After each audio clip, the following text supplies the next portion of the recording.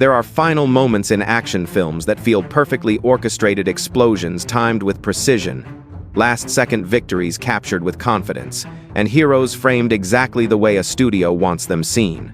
But what audiences rarely realize is that some endings were never part of the plan at all.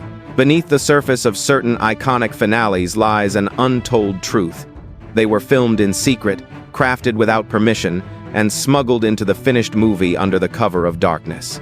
When the official production day ended and executives believed the cameras had stopped rolling, a small circle of filmmakers refused to let their stories be muted by corporate caution. They slipped back onto deserted sets, returned to abandoned locations, and reignited scenes that the studio had already declared complete. Sometimes they carried only a single camera. Sometimes they scavenged leftover lighting gear. And sometimes the only illumination came from sparks thrown by improvised pyrotechnics that were never logged in any report. These renegade shoots ignored every rule. Stunt performers repeated dangerous moves with no insurance and no supervisors around to intervene. Actors trusted instinct over protocol. Explosions were set off with improvised triggers, and sequences that should have required a full team were accomplished with only a handful of crew members working in silence. Nothing was approved. Nothing was documented. And yet the raw emotion captured in those unplanned hours often eclipsed everything filmed under official oversight. Once tucked into the editing timeline, these forbidden scenes became ghosts present but never acknowledged. Executives argued, protested, and occasionally threatened to pull entire cuts apart. But audiences responded differently. They felt the danger, the immediacy, the authenticity radiating from those moments. And when fan reactions proved stronger than studio expectations, the ending stayed, even if no one ever admitted how it had been created. Today, we uncover 15 action films whose climaxes were forged not through studio approval, but through creative rebellion, final scenes brought to life because someone dared to shoot them when no one else was watching. Fact 1. The Last Boy Scout. 1991. When the studio finalized what they believed was the definitive ending of The Last Boy Scout, they thought they had secured a streamlined, commercially safe finale. But Tony Scott saw a different truth in his film, one filled with grit, adrenaline, and chaotic momentum that the approved ending simply didn't capture. Unwilling to let the movie close on a sanitized note, he quietly engineered an after-hours shoot that bypassed every layer of studio oversight. Late one night, Scott returned to the stadium location with Bruce Willis and a tiny, loyal team. There were no trucks, no official lighting grids, no production schedule, just determination and a few leftover tools. They repurposed practical lights still mounted from earlier scenes and positioned handheld units on improvised stands. Even the pyrotechnics were sourced from unused charges the effects crew had left behind, never intended for another detonation. Scott staged a frantic, unregulated final showdown, Willis dodging explosions that erupted with unpredictable force, running across bleachers illuminated by dim utility lamps, and firing through clouds of smoke that drifted naturally in the empty space. The crew moved like ghosts across the field, fast, quiet, and fully aware that none of this should be happening.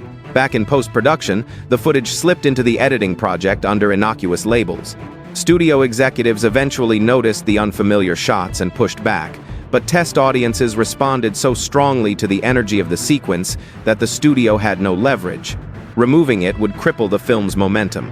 Keeping it meant accepting a scene they never approved. And so the rogue finale survived, becoming the ending viewers remember, one forged through defiance rather than authorization.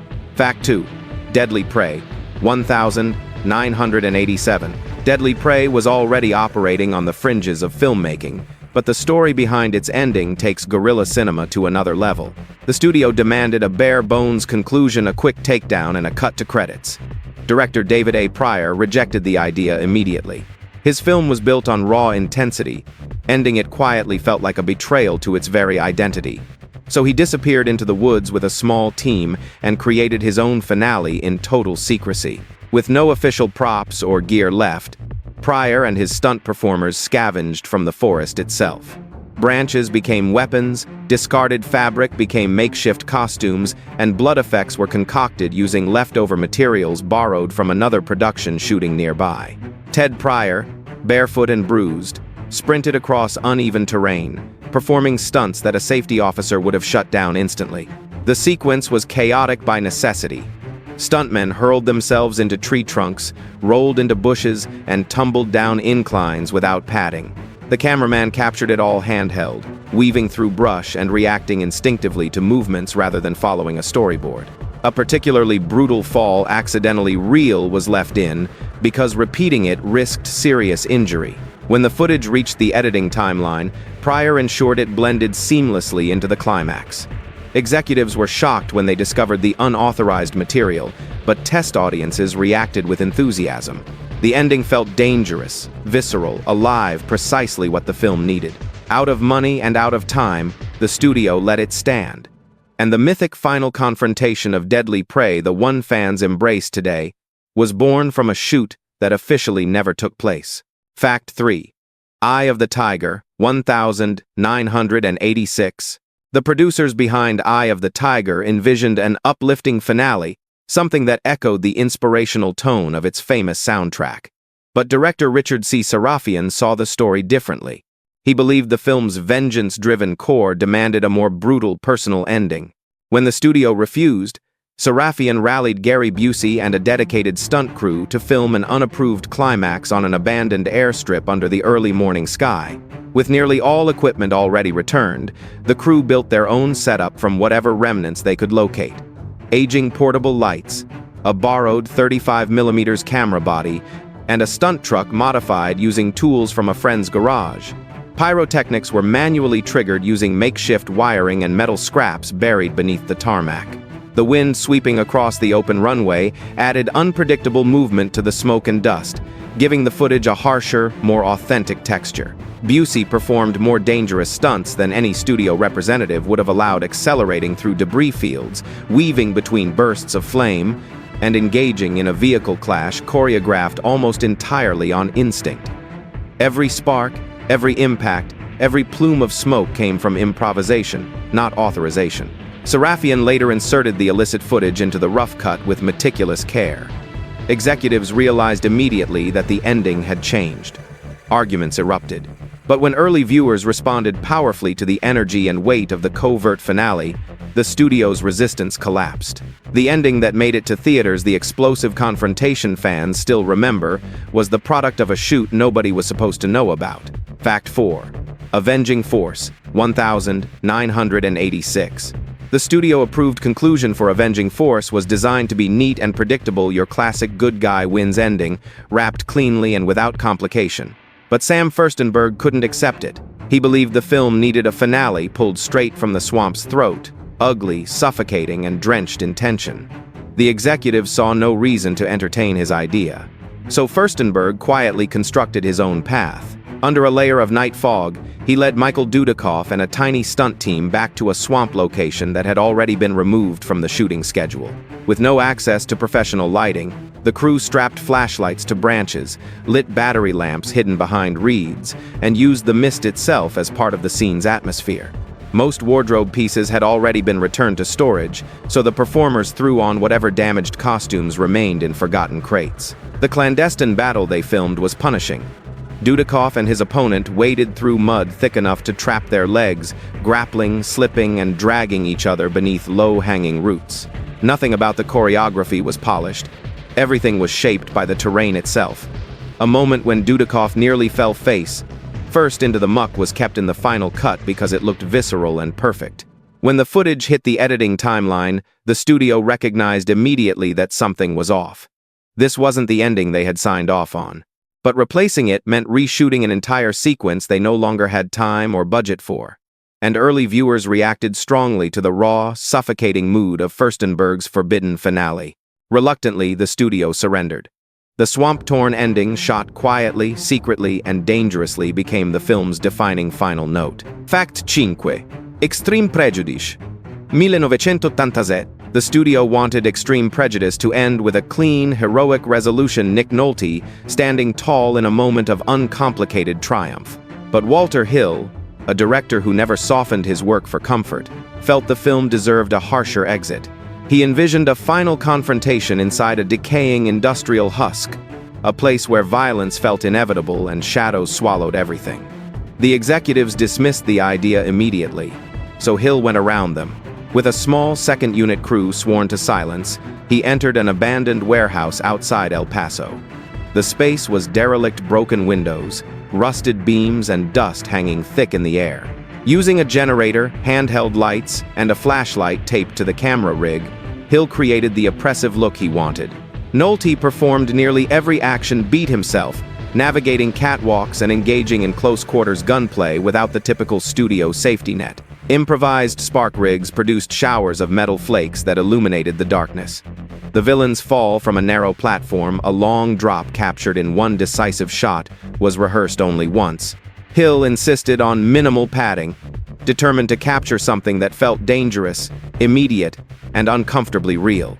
When Hill submitted his rough cut, the studio immediately noticed the unapproved material.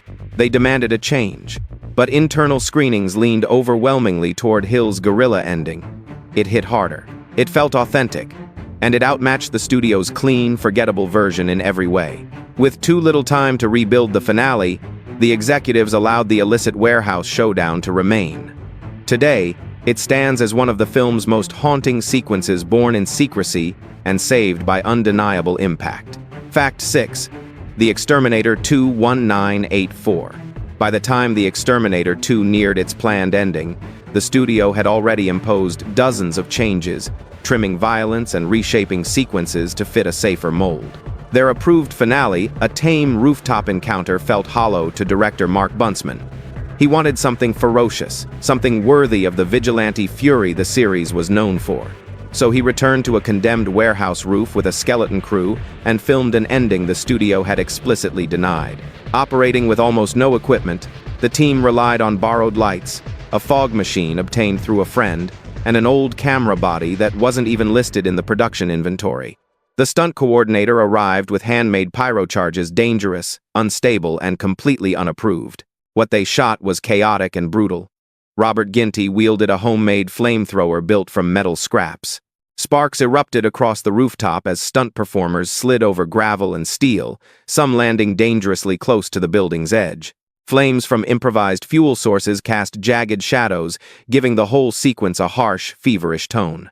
A stuntman misjudged a fall and crashed into a vent, an accident Buntzman kept because it looked too real to discard. When the rogue footage replaced the studio's ending in the assembly cut, executives exploded with anger. But the clock was ticking. Test audiences responded dramatically better to the forbidden rooftop battle than to the approved version.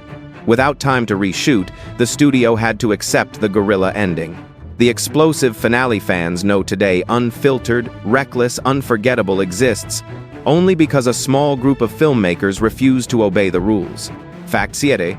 Strike Commando, 1987. The studio behind Strike Commando couldn't have been clearer. No more explosions, no more ambitious stunts, no more jungle mayhem. They were out of money and out of patience. But Bruno Mattei, a director famous for ignoring the word no, believed the finale deserved one final eruption of madness. He wanted noise, shock, and firepower. The executives wanted silence, so Mattei engineered his own answer. Late at night, he gathered Reb Brown, 2 fearless stuntmen, and a small camera team willing to break the rules. They returned to a jungle set scheduled for demolition the next morning. Half-collapsed bamboo huts, empty fuel barrels, and debris from previous shoot days became the raw material for a secret ending the studio never agreed to. Using scavenged kerosene, they rigged the huts to ignite with carefully placed fire gags that weren't part of any official explosives inventory. Lighting came from torches, fading floodlights, and handheld lamps that created jagged shadows bouncing across the treetops. The resulting look was rough, uneven, and exactly what Mattei wanted. When the cameras rolled, Brown sprinted headlong into detonations that burst so violently they knocked the cameraman back a step. One hut went up early, sending burning fragments through the air. Instead of cutting, Mattei shouted for everyone to push forward. The stunt performers hurled themselves through dirt and foliage, the camera weaving frantically to keep up. Every second looked reckless and unpolished, and that was the magic. When the footage reached editing, the producers immediately sensed something they'd never authorized. But they also realized the alternative ending lacked punch. With time running out, they gave in. The blazing, chaotic final assault that fans celebrate today was born in defiance, under torchlight, on a night the studio believed production was already finished. Fact 8. Silent Rage. 1982. Silent Rage inhabits a strange middle ground, half martial arts thriller, half horror film. The studio, however, wanted its ending to land in safe, familiar territory. They insisted Chuck Norris triumph decisively, cleanly, and without a trace of brutality. But stunt coordinator Ronnie Rondell believed the climax should mirror the fear and violence that pulsed through the film. So he carved out his own opportunity quietly, carefully, and without permission. Rondell assembled Norris and a tiny off-the-book crew and led them into an abandoned quarry production had already written off. The landscape was hazardous: jagged stone, loose gravel, and uneven cliffs. Under official guidelines, no major stunt sequence should ever have been attempted there. But with no supervisors watching, it became the perfect battleground. Their only lighting came from handheld lamps, battery-powered work lights, and the flicker of a construction floodlight propped against a rock. The shaky illumination made every shadow look alive. Norris executed rolls and takedowns on unsteady ground, performing moves so close to the edge that a misstep could have caused serious injury. The killer's stunt double leapt into a shallow pool, lit only by trembling reflections, another move no studio would have approved. Thick smoke from hidden pots drifted unpredictably, sometimes blotting out the actors entirely. Instead of resetting, they incorporated the chaos, making the fight feel uncomfortably real. When the footage arrived in the edit, studio executives were furious. They demanded it be cut immediately. But test viewers praised the gritty, visceral tension of the quarry brawl. It felt dangerous, grounded, and unforgettable. The approved ending felt lifeless in comparison. Faced with strong viewer reactions and no time to rebuild the finale, the studio capitulated. The raw, unsettling showdown that closes Silent Rage is the result of a forbidden shoot conducted in total secrecy. Fact 9. Raw Force. 1982. The producers of Raw Force expected a small, cheap, unremarkable ending. No big stunts, no flames, nothing expensive. But director Edward Murphy knew his film's bizarre energy demanded something bigger, stranger, and far more chaotic. When the studio refused to authorize anything ambitious, Murphy took advantage of a rare window of opportunity. With the producers away on a business trip, Murphy rounded up a scrappy group of stuntmen and extras and returned to a Manila backlot that had become a graveyard of old sets. They scavenged every usable prop they could find. Broken monk robes, cracked masks, bent swords, splintered bamboo, and piles of unused smoke compound. What emerged was a makeshift battlefield that looked like a fever dream. Murphy designed a sprawling melee filled with zombie monks, martial arts brawls, and improvised fire effects. Stuntmen threw themselves from unstable scaffolding. Others crashed through rotten wooden structures that splintered unpredictably. A pyroblast made from leftover gunpowder ignited too early, scorching part of a costume and nearly stopping the shoot. Instead, Murphy rolled the camera harder. The atmosphere became a swirling collage of smoke, flames, and frantic movement. When the footage reached editing, the studio was horrified. This was not the ending they ordered. But removing it broke the rhythm of the film. The studio-approved finale felt hollow without the rogue sequence. Test viewers reacted overwhelmingly to the wild brawl, calling it the most memorable part of the film. Cornered, the studio kept it. The ending audiences know today wasn't merely unauthorized, it was conjured from scraps, danger, and one director's refusal to settle for ordinary. Fact 10. Invasion USA. 1985. By the time Invasion USA staggered toward its final days of shooting, the studio had declared the destruction quota officially met. They had endured enough broken windows, flipped vehicles, and fireballs to last a lifetime. So when executives insisted that the ending was complete, they expected no further surprises. But director Joseph Zito disagreed deeply. He believed the finale lacked the final shockwave that defined the film's brutal tone. And if the studio refused to authorize it, he would find a way to shoot it without them. Zito assembled Chuck Norris and a handful of seasoned stunt performers and slipped back into a partially demolished suburban set that production had abandoned. The neighborhood looked like a war zone, perfect for what Zito had in mind. With no lighting trucks or proper crew, they relied on street lamps, battery-powered units, and whatever practical light sources were left from earlier sequences. The dim glow cast eerie shadows across the wreckage. The illegal finale they shot revolved around a surprise ambush. Broken door frames were wired with small squibs. Cracked windows were primed for one last shattering blow. Norris navigated rubble-littered streets, firing through clouds of dust and debris that shifted unpredictably beneath his feet. The villain's final moment was staged using a manually triggered explosive hidden behind a half-collapsed wall, an effect the studio had never approved. When Zito's rough cut reached the executives, they immediately spotted the unapproved footage. Heated arguments erupted, but the release deadline loomed, and test viewers praised the raw impact of the forbidden sequence. The studio had no realistic alternative. The finale audiences witnessed a gritty, violent, close-quarters showdown exists only because Zito filmed it when the studio thought production was already over. Fact 11. American Ninja 2. The Confrontation. 1987. Cannon Films envisioned a clean, upbeat conclusion for American Ninja 2, a crowd-pleasing victory with no rough edges. But director Sam Furstenberg sensed that such an ending ignored the film's darker undercurrents. He believed the climax required danger, desperation, and grit. When the studio refused, he quietly built an unauthorized plan.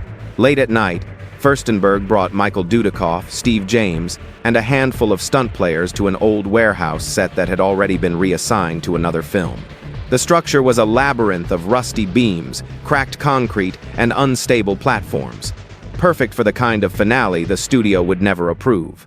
Using construction lamps, sparks from metalwork tools, and a few dim fixtures found on site, the team illuminated the space with improvised lighting. The fight they shot was intense and unpredictable. Dudikoff battled masked ninjas across wobbling catwalks, sometimes slipping dangerously close to the edge. Steve James performed a perilous fall with only minimal cushioning. Small flashpot charges quietly borrowed from another production showered the space in bursts of fire. The stunt choreography evolved organically, shaped by adrenaline rather than planning. Furstenberg disguised the footage within the editing timeline, labeling clips under ambiguous names. But executives spotted the extended ending as soon as they reviewed the cut. They demanded its removal. Furstenberg refused. And when internal testers praised the visceral energy of the forbidden finale, Cannon's leadership reluctantly conceded. The intense warehouse climax audiences remember was never approved. It was created in defiance, fueled by instinct, and saved because it was simply too good to erase. Fact 12. Blind Fury. 1989. The studio wanted Blind Fury to conclude with warmth, a triumphant resolution that assured viewers of a hopeful future. Rutger Hauer walking away strong, victorious, and unbroken. Director Philip Noyce felt that ending rang false. His film carried themes of loss, sacrifice, and resilience. A sanitized finale betrayed the emotional truth. When the executives rejected his darker proposal, Noyce orchestrated a secret early morning shoot. Just before sunrise, he brought Hauer and a miniature off-the-books crew back to a bridge once used earlier in filming. They had no professional lights, only car headlights, portable lamps, and makeshift reflectors crafted from metal scraps. The team sprayed fine mist through the air to replicate rain and give the scene a haunted texture. The rogue ending depicted Hauer's character staggering forward, wounded and exhausted. Every step looked painful. Every breath came with struggle. A final attacker lunged from the shadows in a moment of desperate, unplanned violence, a beat missing entirely from the studio's script. The confrontation was intimate, unrefined, and emotionally heavy. Noyce slipped the footage into the edit with surgical precision. The studio noticed immediately. They argued, they resisted. But early viewer feedback was overwhelming. The darker ending resonated deeply. It felt honest, human, and powerful. Forced by time and audience response, the studio allowed the forbidden ending to remain. The version seen in theaters, somber, wounded, and unforgettable, is a rebellion carved into film. Fact 13. Red Scorpion, 1988. From the moment Red Scorpion began filming, nothing about the production was smooth. The desert heat was relentless, equipment broke constantly, and the political tension around the shoot made every day unpredictable. So when the studio insisted on a clean, triumphant finale, Joseph Zito couldn't believe it. To him, the world of Red Scorpion was forged in grit, sweat, and fire, the ending needed to feel the same. When executives rejected his idea for a harsher conclusion, Zito quietly carved out his own solution. One night, far from official eyes, Zito gathered Dolph Lundgren and a dedicated stunt crew and drove deep into a remote desert patch littered with abandoned military props. Their gear was improvised: a single camera, torches for lighting, and a handful of pyrotechnic scraps scavenged from what the effects team left behind. Flares and makeshift fire sources cast distorted shadows across the dunes, creating a chaotic look nothing in the studio's plan could match. The secret finale they shot was brutal. Lundgren fought through blazing wreckage. Sand swirled into the lens with every gust of wind. Fire gags triggered by hand burned unpredictably, forcing stunt performers to adjust on the fly. In one take, a flame surged higher than expected. Nearly engulfing a stuntman, Zito argued to keep the moment for its raw authenticity. When the footage reached the edit, the studio instantly recognized that their approved ending had vanished, replaced by something far more savage. They protested loudly, but internal viewers reacted strongly to the forbidden sequence. It carried a weight the sanitized ending lacked: emotion, danger, consequence. With the release date closing in, executives reluctantly allowed the rogue ending to stay. The Scorched Earth finale fans remember today was born in defiance, filmed in the desert night with nothing but instinct and stubborn will. Fact-Stirreneist. Cobra Mission. 1970. The studio behind Cobra Mission wanted the simplest ending possible: quick, cheap, and safe. The production had already blown past the limits of what they were willing to spend, and the executives were determined to avoid anything dangerous or ambitious. But director Fabrizio De Angelis disagreed. The plot centered on haunted veterans carrying psychological scars. Its ending needed chaos, tragedy, and emotional release. When the studio refused, De Angelis decided to create it on his own terms. On a quiet Sunday when no one was watching, he returned to a half-dismantled riverside set accompanied by a small stunt unit and key cast members. Nearly all official equipment was gone, so they scavenged everything they could find. Smoke grenades from a surplus vendor, beat-up rifles left from earlier war films, and makeshift explosives built from leftover materials. The set looked like a battlefield patched together from scrap, and that was perfect. The secret finale exploded into motion. Smoke rolled across the riverbank, stuntmen dove into mud and shallow water, and gunfire erupted in tightly choreographed bursts. One fire stunt was executed with minimal protective gel because the proper suit had already been shipped away. A collapsing platform nearly sent an actor into the water head first. Another moment. De Angelis insisted on keeping because it felt too real to lose. When the footage reached the editing room, the producers were stunned. This wasn't the ending they ordered. Their reaction was immediate and furious. But test viewers and early distributors praised the emotional punch of the rogue climax. Without it, the studio-approved ending felt hollow, disconnected from the rest of the film. Pressed by external pressure and racing against deadlines, the studio allowed the illicit finale to stay. The result is a haunting, explosive closing sequence born entirely from rebellion. Fact 15. Bulletproof. 1988. Canon Films kept a notoriously tight grip on Bulletproof. They dictated tone, pacing, and especially the ending. Their version was straightforward. Gary Busey's character survives cleanly and walks into a triumphant finish. Director Steve Carver thought that vision was dishonest. He wanted a finish carved out of metal and desperation, something that exposed the fragility beneath the bravado. When the studio rejected his darker pitch, Carver quietly returned to a junkyard location production had already abandoned. Under the cover of night, Carver brought Busey and a small group of stunt performers into the maze of rusted vehicles and twisted steel. Their lighting setup was cobbled together from car headlights, handheld lamps, and fires burning inside old wrecks. The camera was mounted to a crude stabilizer welded from scrap metal, giving every movement a shaky, claustrophobic feel. The battle they shot was harsh and intimate. Busey dragged himself through jagged piles of junk, sparks flying as improvised tools simulated ricochet effects. Stuntmen slid across unstable mountains of scrap that shifted beneath them, creating unpredictable, dangerous motion. One performer nearly fell through a weakened metal sheet. Carver kept the take. When the footage entered the edit, Canon executives were livid. They accused Carver of breaking protocol, endangering actors and defying direct orders.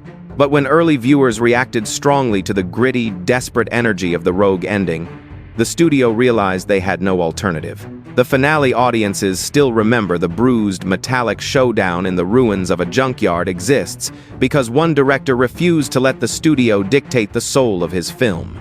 Bonus fact: the forbidden ending that survived by pure accident. Among all the shadowy stories of unapproved finales, one stands apart, a tale collectors whisper about, but can never fully confirm.